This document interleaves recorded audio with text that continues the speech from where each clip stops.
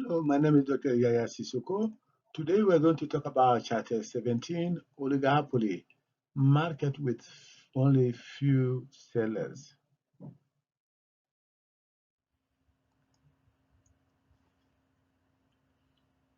So let's begin with the definition of oligopoly. What is a oligopoly? An oligopoly is a market structure in which only a few sellers, provide the product. They provide similar or identical product, and they are interdependent. Example for usually the number of oligopoly, in selling the product is between 2 and 10. Okay, so for instance, one example would be automaker in the US. We have about 5, 6 automaker in the US. Cell phone service provider, about 6, 7 cell phone service provider in the US. So also another example of the oligopoly would be OPEP, an organization of petroleum exporting country, where you have about 13 countries exporting oil around the world. So we can see that if you have only few seller provide the product, then this will be oligopoly. So another example of oligopoly could be also electrical lamp board with the four top company, having 75% of the share of the market. So breakfast cereal about 80%, aircraft manufacturing about 81%, and then household laundry equipment 98%, and cigarettes in the US about 98% is also oligopoly. So how about game theory?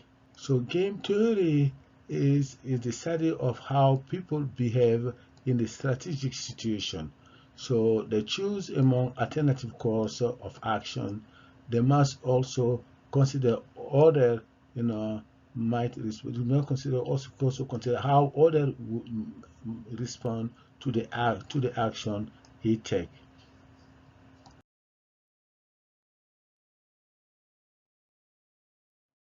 So in the oligarchical market, you have a small group of sellers. Sometimes you may have tension between cooperation and self-interest. So if you think that if they don't cooperate, they might be able to make more profit, so they're better off for doing self-interest. But usually with a small number of sellers, they're better off for cooperating. So in that case, if they cooperate, they will act like a monopoly. So they will produce a small number of quantity of output, and so they can charge higher prices where the price is greater than marginal cost. So each firm care only about its own profit, so they have a powerful incentive not to cooperate.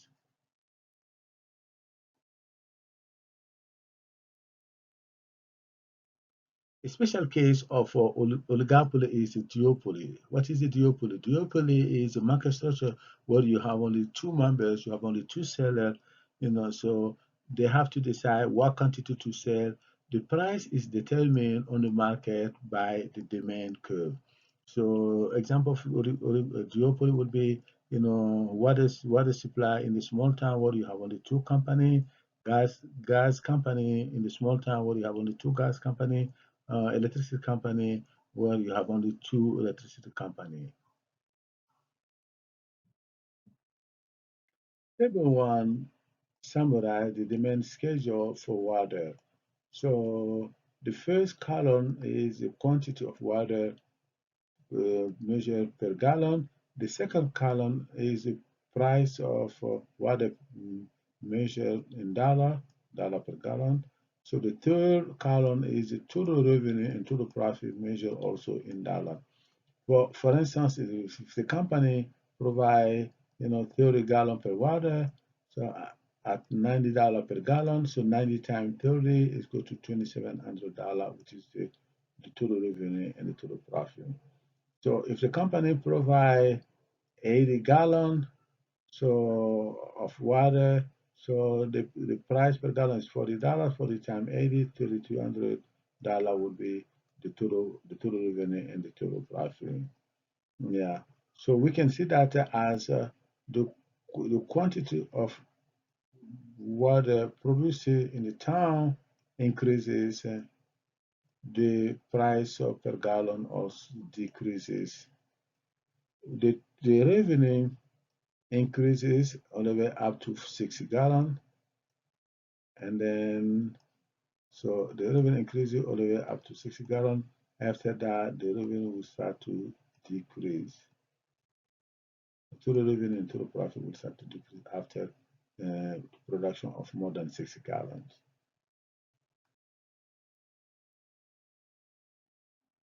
So let's talk about how profit is maximized. So maximization of profit, if it's a perfectly competitive market, price equal to marginal revenue, and the quantity is efficient. The maximum quantity you could produce in that situation. But for a monopoly, price is greater than marginal cost. So the monopoly will be producing lower quantity than efficient quantity. This may lead to deadwall loss. A duopoly can collude and form a cartel. What is a cartel? A cartel is a group of firms acting in unions. So because they act like in union, this will be like a acting like a monopoly. So they can reduce the total level of production, by determining the quantity produced by each member. By reducing the total production, the total level of production, profit will increase. So the quantity produced by the duopoly will be less than the efficient quantity produced in the case of a competitive market. If they don't collude, then they act in self-interest. Each member of the duopoly will try to maximize its own profit. They will not be able to agree. And then also because of the antitrust law in the USA, so they are not supposed to collude. So this will lead to higher quantity produced by each member of the duopoly, which will lower the prices and lower the profit. So there will not be as competitive. There will not be a competitive allocation of the resources. This might lead to Nash equilibrium.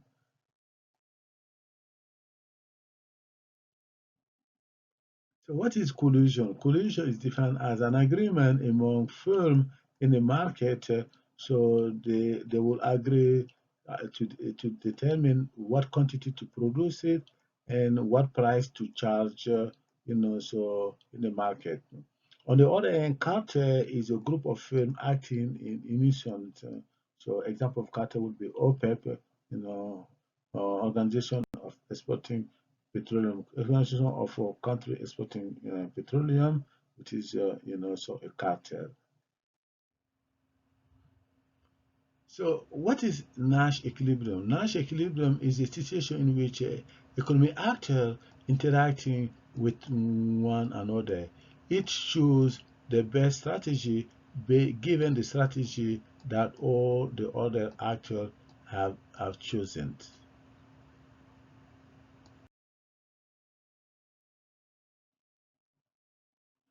So oligopolies are better off for cooperating. If they do cooperate, they will be reaching, the monopoly outcome, which is so lower quantity, higher prices, and then higher profit.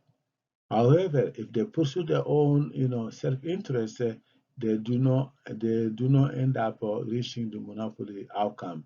So, which is to maximize their joint profit. So each will try to attempt to raise production and to capture a larger share of the market. By doing so, total production rises and price fall, profit also will decrease.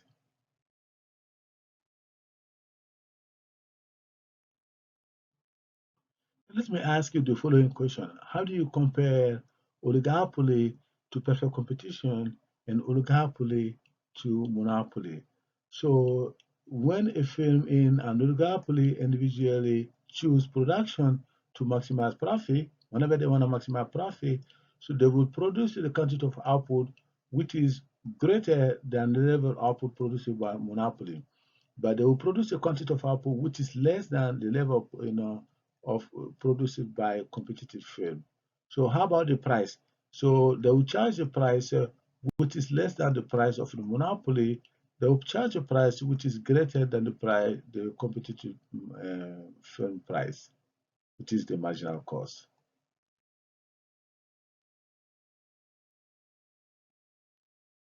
So if more sellers form a cartel, so they'll be able to maximize total profit. So they'll be able to produce a monopoly quantity, so which is less than the quantity produced by a competitive firm. They'll be able to charge higher prices, higher monopoly price, which is higher than so the competitive price, which is equal to marginal cost.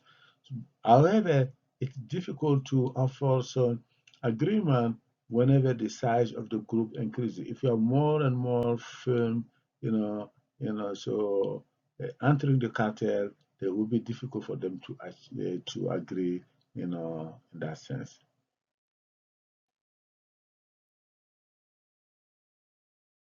So if more sellers do not form a cartel, each firm had to take into account the output effect. What is the output effect? Is because the price is greater than marginal cost, so selling one more unit increases the profit. So on the other hand, they have to take into consideration also the price effect. So increasing production, increase total amount sold, this will decrease, the price and lower the profit. So let me ask you the following question. How does the size of an oligopoly affect the market outcome? So as the number of sellers in an oligopoly, increases or grow larger, so the oligopoly's market will look like look like a competitive market. So the prices will decrease and approaches marginal cost, and the quantity produced approaches the socially efficient quantity. They'll be close to being a perfectly competitive market.